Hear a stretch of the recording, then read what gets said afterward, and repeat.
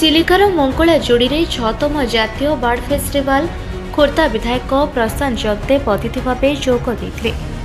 ପତାକା ହଲାଇ ଉଦ୍ଘାଟନ କରିଛନ୍ତି। ଚିଲିକାର ମଙ୍ଗଳାଯୋଡ଼ିରେ ନୌକାଯାତ୍ରା କାର୍ଯ୍ୟକ୍ରମକୁ ଶୀତୁଆ ସକାଳ ସମୟରେ ମଙ୍ଗଳାଯୋଡ଼ିରେ ରଙ୍ଗ ବେରଙ୍ଗର ପକ୍ଷୀଙ୍କ କାକଳରେ ଟିକେ ହଜି ଯିବା ପାଇଁ ଆସି ପହଞ୍ଚିଛନ୍ତି ଦେଶ ବିଦେଶର ପକ୍ଷୀପ୍ରେମୀ। 60ଟି ଦଳ ଆଜି ମଙ୍ଗଳାଯୋଡ଼ିରେ ପକ୍ଷୀ ମହୋତ୍ସବରେ ସାମିଲ ହୋଇ ନୌକାରେ ଚିଲିକା ଭ୍ରମଣ କରିଛନ୍ତି। ସମସ୍ତ ପର୍ଯ୍ୟଟକମାନଙ୍କ ପାଇଁ ଜଳଖିଆ ପାନୀୟ ବନ୍ଦୋବସ୍ତ କରାଯିବା ସହ ଆନୁଷଙ୍ଗିକ କିଟ ଯୋଗାଇ ଦିଆଯାଇଛି। ରାଜ୍ୟ ପର୍ଯ୍ୟଟନ ବିଭାଗ ପକ୍ଷରୁ ଶୀତ ଆସିଲେ ଚିଲିକାର ନଲପଣ ସହ ମଙ୍ଗଳାଯୋଡ଼ିରେ ଭିଡ଼ ଜମାଇଥାନ୍ତି।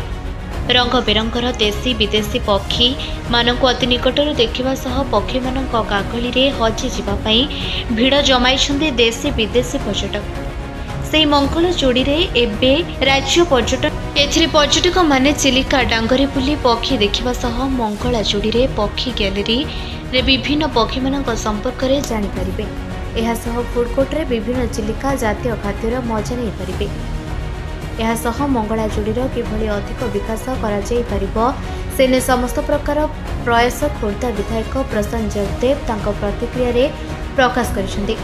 ମୁଁ ବିଶେଷ ଭାବରେ ଆଜି ଖୁସି ଯେ ମଙ୍ଗଳାଯୋଡ଼ି ଭଳି ଗୋଟିଏ ଗାଁ ନିପଟ ମଫସଲରେ ପ୍ରକୃତି ରାଣୀ ଚିଲିକାର ପାଖରେ ଗୋଟିଏ ନ୍ୟାସନାଲ ବାର୍ଡ ଫେଷ୍ଟିଭାଲ କେନ୍ଦ୍ର ସରକାର ଏବଂ ରାଜ୍ୟ ସରକାରଙ୍କ ତରଫରୁ କରାଯାଉଛି। ସେଥିପାଇଁ ମୁଁ ରାଜ୍ୟ ସରକାରଙ୍କୁ କେନ୍ଦ୍ର ସରକାରଙ୍କୁ ଧନ୍ୟବାଦ ପ୍ରଥମେ ଦେଉଛି। ତାପରେ ସ୍ୱାଗତ କରୁଛି ଆମ ରାଜ୍ୟରୁ ରାଜ୍ୟ ବାହାରରୁ ଆସିଥିବା ପର୍ଯ୍ୟଟକମାନଙ୍କୁ।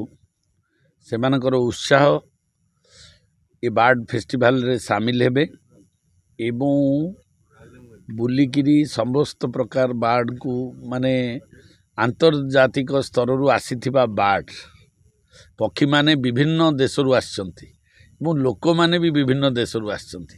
ଇଏ ଏକ ସଙ୍ଗମ ପୀଠ, ବିଶ୍ୱସ୍ତରୀୟ ସଙ୍ଗମ ପୀଠ, ଯେଉଁଥିରେ ବିଶ୍ୱର ପକ୍ଷୀମାନଙ୍କର ଆଗମନ, ବିଶ୍ୱର ପର୍ଯ୍ୟଟକମାନଙ୍କର ଆଗମନ। ଇଏ ନିଶ୍ଚିତ ଭାବରେ ଆମ ଅଞ୍ଚଳକୁ, ଆମ ରାଜ୍ୟକୁ, ଆମ ଦେଶକୁ ଗୌରବାନ୍ୱିତ କରିଛି। ଆଉ ସବୁଠୁ ବଡ଼ କଥା, ଇଏ ମଙ୍ଗଳାଯୋଡ଼ିର ଚିଲିକା ବହୁ ଦିନରୁ ଥିଲା, ପକ୍ଷୀମାନେ ବି ବହୁ ଦିନରୁ ଆସୁଥିଲେ, କିନ୍ତୁ ଏ ବର୍ଷ ସରକାର ତାକୁ ଆଉ ଟିକେ ଆଗରୁ, ଯଦିଓ ବାର୍ଡ ଫେଷ୍ଟିଭାଲ 5 ବର୍ଷ ହେଲା ଚାଲିଥିଲା, ଏଇଟା 6th ଇୟର ଚାଲିଛି, ଏ ବର୍ଷ ତାକୁ ଆହୁରି ଟିକେ କଲରଫୁଲ୍ କରାଯାଇଛି। ଟୁରିଷ୍ଟମାନଙ୍କୁ କିଭଳି ଭାବରେ ଆଟ୍ରାକ୍ଟ କରାଯିବ ଏବଂ ଟୁରିଷ୍ଟମାନେ କେମିତି ଆ ବିଷୟରେ ରିସର୍ଚ୍ଚ କରିବେ, ଜାଣିବେ ଏବଂ ଲୋକାଲ ଫିସରମ୍ୟାନ୍ ମାନଙ୍କୁ ମଧ୍ୟ ଟ୍ରେନିଂ ଦେବାର ଆକ୍ଟିଭିଟିଜ୍ ରଖାଯାଇଛି ଏବଂ ପବ୍ଲିକ୍ ପାର୍ଟିସିପେସନ୍ ସୋସିଓ ଇକୋନୋମିକାଲି ଏମାନେ କେମିତି ଆହୁରି ଡେଭଲପ୍ କରାଯିବ ତାଙ୍କୁ ମଧ୍ୟ କିଛି ଟ୍ରେନିଂ ଆକ୍ଟିଭିଟି ଦିଆଯାଇଛି।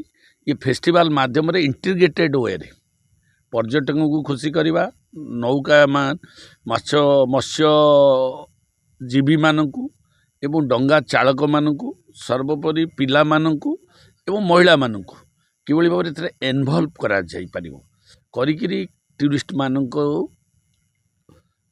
ଆତିଥ୍ୟ ଦେବା ସହିତ ଏଠି ସୋସିଓ ଇକୋନୋମିକାଲି କେମିତି ଡେଭଲପମେଣ୍ଟ ହେବ ତାର ମଧ୍ୟ ପ୍ରୟାସ କରିଛନ୍ତି ଟୁରିଜିମ୍ ଡିପାର୍ଟମେଣ୍ଟ ଏବଂ ସରକାର 3 ଦିନ ପାଇଁ କରିଛନ୍ତି, 6, 7, 8। କାଲି ଷ୍ଟେଟ୍ ଲେବୁଲରେ ଏଇଟା ଇନାଗୁରେସନ୍ ହେଲା, ଯେଉଁଟାକି ନ୍ୟାସନାଲ ଇଣ୍ଟରନ୍ୟାସନାଲ ଲେବୁଲକୁ ମେସେଜ କଲା। ତା ପରବର୍ତ୍ତୀ ପର୍ଯ୍ୟାୟରେ ବଡ଼କୁଲଠାରେ ଗୋଟେ ନୂଆ ଆକ୍ଟିଭିଟିଜ୍ ଟୁରିଷ୍ଟମାନଙ୍କ ପାଇଁ କରାଯାଇଛି।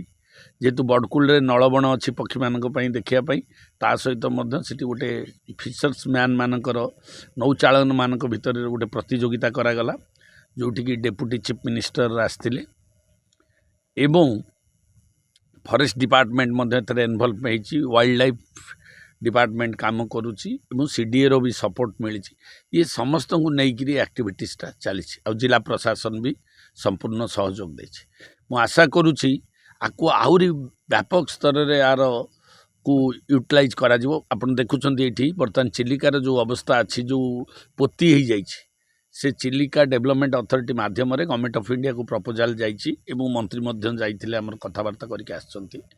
ଏ ଚିଲିକାଟାକୁ ପୁରା ଖୋଳିଦେଲେ, ଡ୍ରେଜିଂ କରିଦେଲେ, ଏଥିରେ କ'ଣ ନା ଆହୁରି ଟିକେ ସୁବିଧା ହେବ ମତ୍ସ୍ୟଜୀବୀ ଭାଇମାନଙ୍କୁ, ଡଙ୍ଗା ଚାଳକ ଭାଇମାନଙ୍କୁ ଯିବା ଆସିବା ପାଇଁ, ଆଉ ମଧ୍ୟ ବ୍ୟାପକ ଭାବରେ ନିଟ୍ ଆଣ୍ଡ କ୍ଲିନ୍ ରହିବ, ଚିଲିକାର ମଧ୍ୟ ସ୍ୱଚ୍ଛତା ଆସିବ।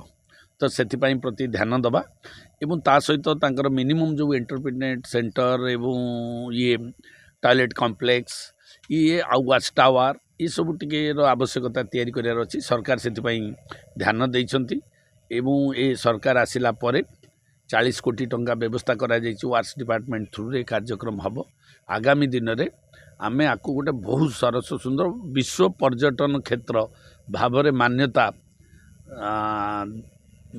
दबा एवं विश्व पर्यटक मान को आकृष्ट करने जहाँ आवश्यकता पड़ो ताकू करा आउ से आम सांसद महोदय एवं आमर मंत्री पर्यटन मंत्री जे डेप्यूटी चीफ मिनिस्टर अच्छी आम लोकल मिनिस्टर पृथ्वीराज हरिचंदन महोदय तांकर भी चिल्का जाऊँगी सी जाइछंती दिल्ली ए विषय कथा फाइनेंस मिनिस्टर सहित सांसद 2 जन कथा होती तो आम आशा करुचु आगामी दिन में जो चिलिकार पेरीफेरियाल जो भूषणपुर हो कि बालीपाटपुर हो कि मंगलाजोड़ी हो कि बालुगाँ बाणपुर हो कि खलिकोट पाखे हो कि रंभा साइट हो जेते अच्छी पेरीफेरियाल तार डेवलपमेंट करी चिलिकाटा को आउरी आकृष्ट करा जिवो इंटरनेशनल लेवल रे। खोर्धार दीपक प्रधान रिपोर्ट निरपेक्ष न्यूज।